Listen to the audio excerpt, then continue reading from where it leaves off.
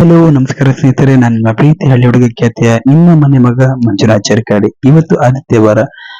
ಆದಿತ್ಯವಾರ ಏನಾದ್ರು ಒಂದು ಪ್ಲಾನ್ ಮಾಡ್ಬೇಕಲ್ಲ ಅನ್ಕೊಂಡು ಫ್ಯಾಮಿಲಿ ಸಮೇತ ದೇವಸ್ಥಾನಕ್ಕೆ ಹೋಗುವಂತ ಪ್ಲಾನ್ ಮಾಡ್ಕೊಂಡ್ವಿ. ಹೋಗಿದ್ದು ಇಷ್ಟ ದೇವರು ಆನೆಗುಡ್ಡೆ ದೇವಸ್ಥಾನಕ್ಕೆ.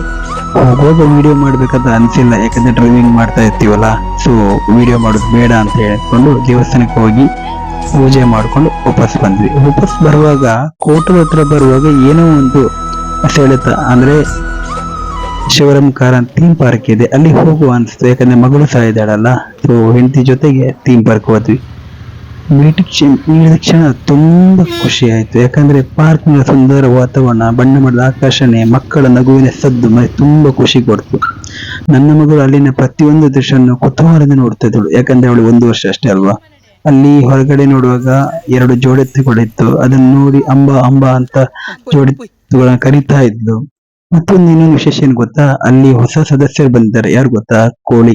ಕೋಳಿನಂತ ನೋಡಿ ತುಂಬಾ ಖುಷಿ ಪಟ್ಲು.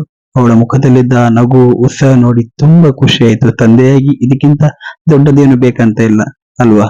ಆಟ ಮೋಜು ಕುಟುಂಬದೊಂದಿಗೆ ಕಳೆದ ಅಮೂಲ್ಯ ಕ್ಷಣ ತುಂಬಾ ಖುಷಿ ಆಗತ್ತೆ. ಇನ್ನೊಂದು ವಿಷಯ ಗೊತ್ತಾ, ನಾವು ಚಿಕ್ಕದಿರುವಾಗ ಅಜ್ಜಿ ಪಕ್ಕದಲ್ಲಿ ಕೂತ್ಕೊಂಡು ಕತೆ ಹೇಳ್ತಿದ್ರು. ಅದೇ ತರ ನಮ್ಮ ಕಾರಂತ ಥೀಮ್ ಪಾರ್ಕ್ ನಲ್ಲಿ ಅಜ್ಜಿ ಮಕ್ಕಳ ಕತೆ ಹೇಳುವ ಒಂದು ನೈಜ ಚಿತ್ರಣವನ್ನು ಇಟ್ಟಿದ್ದಾರೆ. ಕೇಳುವಾಗ ತುಂಬಾ ಖುಷಿ. ಸುಮಾರು ಹೊತ್ತು ಅಲ್ಲೇ ಕಳೆದಿವಿ. ಅದರ ನಂತರ ಕೆಳಗಡೆ ಬರುವಾಗ ಆ ಗ್ರೀನರಿ, ಆ ಮಕ್ಕಳು ಆಟ ಆಡೋದೆಲ್ಲ ನೋಡಿ ತುಂಬಾ ಖುಷಿ ಆಯಿತು. ಇಂತಹ ಪ್ರವಾಸಗಳು ಮಕ್ಕಳಿಗೆ ಸಂತೋಷ ನೀಡುವ ಜೊತೆಗೆ ಕುಟುಂಬದ ಬಾಂಧವ್ಯವನ್ನು ಇನ್ನಷ್ಟು ಗಟ್ಟಿಗೊಳಿಸ್ತವೆ ಸ್ನೇಹಿತರೆ.